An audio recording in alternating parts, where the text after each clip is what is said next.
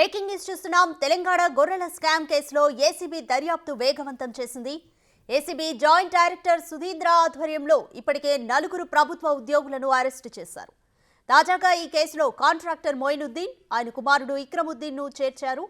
వారిద్దరూ ప్రస్తుతం పరారీలో ఉన్నట్లు ఏసీబీ అధికారులు తెలిపారు. వారిపై లుకౌట్ నోటీసులు జారీ చేయడానికి సిద్ధమైంది ఏసీబీ. పోలీసులు వారి ఆచూకీ కోసం గాలిస్తున్నారు.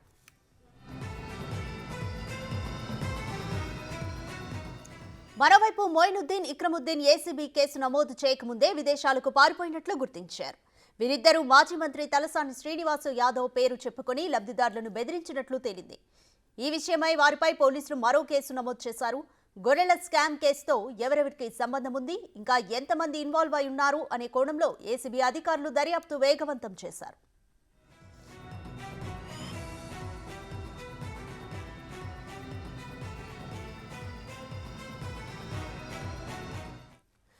కంప్లీట్ డీటెయిల్స్ మా ప్రతినిధి సురేష్ అందిస్తారు. సురేష్, గొర్రెల స్కామ్ కేసులో సంబంధించి ఇప్పటికీ 2 కొత్త పేర్లు బయటకు వచ్చాయి. కంప్లీట్ డీటెయిల్స్ ఏంటి? అయితే పరారీలో ఉన్నట్లు కూడా సమాచారం. డీటెయిల్స్ ఏంటి?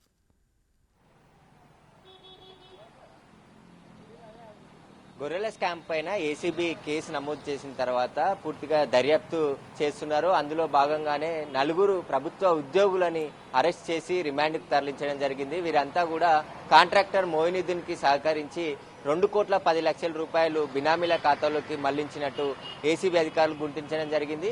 ఈ పశుసంవర్ధక శాఖలో పనిచేసిన 2 అసిస్టెంట్ డైరెక్టర్లతో పాటు మరో 2 ప్రభుత్వ ఉద్యోగులను కూడా అరెస్ట్ చేసి రిమాండ్కి తరలించారు. అయితే గొర్రెలకు సంబంధించి ఏపీకి చెందిన పల్నాడు, ప్రకాశం, గుంటూరుకు చెందిన రైతుల నుంచి 17 మంది రైతుల నుంచి 133 యూనిట్ల గొర్రెలను తెలంగాణ లబ్ధిదారులకి కొనుగోలు చేసి తీసుకొచ్చారు. కానీ డబ్బులు చెల్లించాల్సిన రైతులకి డబ్బులు ఇవ్వకుండా కాంట్రాక్టరు ఇటు అధికారులు, పశుసంవర్ధక శాఖ అధికారులు కుమ్మక్కైపోయి 2,10,00,000 రూపాయలను తమ బినామీల ఖాతాలోకి నేరుగా మొత్తం డబ్బులు మళ్లించినట్టు ఏసీబీ అధికారులు గుర్తించడం జరిగింది.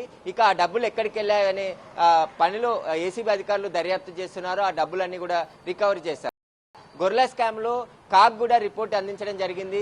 భారీగా అవినీతి జరిగింది గొర్రెల స్కీమ్ లో అని చెప్పేసి తెలంగాణలో గత ప్రభుత్వంలో అమలు చేసిన ఈ స్కీమ్ లో మొత్తం అవినీతికి పాల్పడ్డారు అధికారులు అని చెప్పేసి కూడా కాగ్ నివేదికలో పేర్కొనడం జరిగింది. దీన్ని కూడా పరిగణలోకి తీసుకున్న ఏసీబీ అధికారులు ప్రత్యేక బృందాన్ని ఏర్పాటు చేసి, ఎందుకంటే ప్రభుత్వం కూడా చాలా సీరియస్ గా ఉంది, దీనిపైన పూర్తి విచారణ జరిపి ఎవరైతే కరప్షన్ కి పాల్పడ్డారో వారందరినీ పైన కూడా చర్యలు తీసుకోవాలని చెప్పేసి ఆదేశాలు ఇచ్చింది. కాబట్టి ఆ ఏసీబీ అధికారులు జాయింట్ డైరెక్టర్ సుధీంద్ర ఆధ్వర్యంలో ఒక ప్రత్యేక టీం ని ఏర్పాటు చేసి ఈ గొర్రెల స్కామ్ కి సంబంధించి మొత్తం విచారణ కూడా జరుగుతుంది.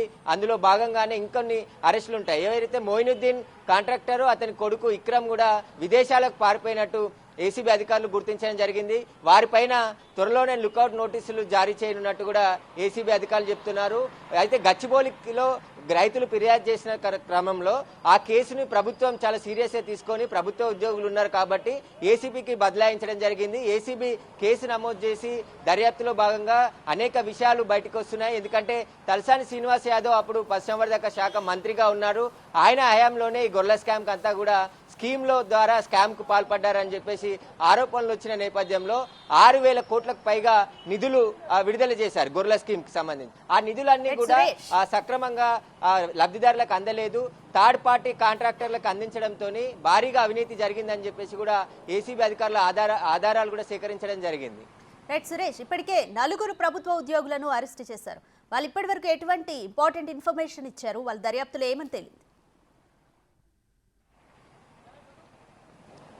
ఖచ్చితంగా, ఎందుకంటే ప్రభుత్వ ఉద్యోగులను అరెస్ట్ చేసి రిమాండ్కి తరలించారు. వారిని కస్టడీకి తీసుకోవడానికి సోమవారం రోజు కస్టడీ పిటిషన్ కూడా దాఖలు చేస్తామని చెప్పేసి ఏసీబీ అధికారులు చెప్తున్నారు. వారిని కస్టడీకి తీసుకున్న తర్వాత ఈ స్కామ్ కు సంబంధించిన పూర్తి విచారణ జరుపుతాము. ఎందుకంటే ప్రభుత్వ ఉద్యోగులు, కాంట్రాక్టర్లు కుమ్మక్క అయిపోయి భారీగా అవినీతికి పాల్పడ్డారు. ఎందుకంటే బిల్లులు రిలీజ్ చేసేది ప్రభుత్వ ఉద్యోగులు, కాంట్రాక్టర్ థర్డ్ పార్టీగా ఉంటారు. వాళ్ళు గొర్రెలను చూసి ఎవరైతే అమ్మకందారులు ఉన్నారో వారి ద్వారా కొనుగోలు చేసి లబ్ధిదారులకు అందించాలి. ఇందులో వెటర్నరీ డాక్టర్ పశుసంవర్ధకు సంబంధించిన వైద్యులతో పాటు అసిస్టెంట్ డైరెక్టర్లు జిల్లాల వారీగా అధికారులను నియమించి ఒక టీమ్గా వెళ్ళి గొర్రెలు కొనుగోలు చేయాలి. కానీ కొనుగోలు నుంచి కూడా అంతా లబ్ధిదారులకు అందించే వరకు కూడా అవినీతి జరిగింది. దాదాపు 1,50,000 రూపాయల ఒక యూనిట్ గొర్రెల విలువ ఉంటే అందులో దాదాపు 50-60 వేల విలువైన గొర్రెలు మాత్రమే లబ్ధిదారులకు అందించారంటే 70 నుంచి 90 వేల వరకు అవినీతి జరిగిందని చెప్పేసి కూడా రైతులు ఆరోపిస్తున్నారు. దీనికి సంబంధించి పూర్తి దర్యాప్తు కొనసాగితే మరిన్ని విషయాలు బయటకు వచ్చే అవకాశం ఉంది. దాదాపు ఎందుకంటే 1,10,000 వరకు కూడా గవర్నమెంట్ సబ్సిడీ కింద ఇస్తే లబ్ధిదారు 44,000 రూపాయలు చెల్లించాల్సి ఉంటుంది డీడీ. మొత్తం కలిపి 1,50,000 పైగా 20 గొర్రెలు ఒక గొర్రెపొడేలు మొత్తం 21 గొర్రెలకి ఒక యూనిట్ గా నిర్ణయిస్తారు. ఆ యూనిట్ కి సంబంధించి 10,000కి సంబంధించి ఒక గొర్రె విలువ ఉంటుందని చెప్పారు. కానీ 5,000కి సంబంధించి చిన్న చిన్న గొర్రెలు కూడా ఇచ్చేసి 10,000 రూపాయలు వసూలు చేసుకొని ప్రభుత్వ బిల్లులు మంజూరు చేశారని చెప్పేసి కూడా ఆరోపణలు ఉన్నాయి. కాబట్టి దీనిపైన సమగ్రంగా విచారణ జరిపితే మరిన్ని అవినీతి తిమింగలాలు బయటకు వచ్చే అవకాశం కనబడుతుంది. గతంలో పశుసంవర్ధక శాఖలో పనిచేసిన అసిస్టెంట్ డైరెక్టర్లు అందరిపైన, ఎందుకంటే ఈ బిల్లులు మంజూరు చేసినారు కాబట్టి జిల్లాల వారీగా ఎక్కడెక్కడ అవినీతి జరిగింది పూర్తిగా దర్యాప్తు చేయనున్నారు ఏసీబీ అధికారులు. దీనిపైన దృష్టి పెట్టారు. మొత్తం దానికి సంబంధించిన గొర్రెల స్కీమ్ కి సంబంధించి ఎన్ని నిధులు విడుదలయ్యాయి, ఎన్ని బిల్లుల ద్వారా చెల్లించారు, ఎవరెవరు కాంట్రాక్టర్ ఉన్నారనే పూర్తి దర్యాప్తు ఏసీబీ అధికారులు చేస్తున్నారు. మరిన్ని అరెస్టులు కూడా ఈ కేసులో అరెస్ట్ అయ్యే అవకాశం కనబడుతుంది.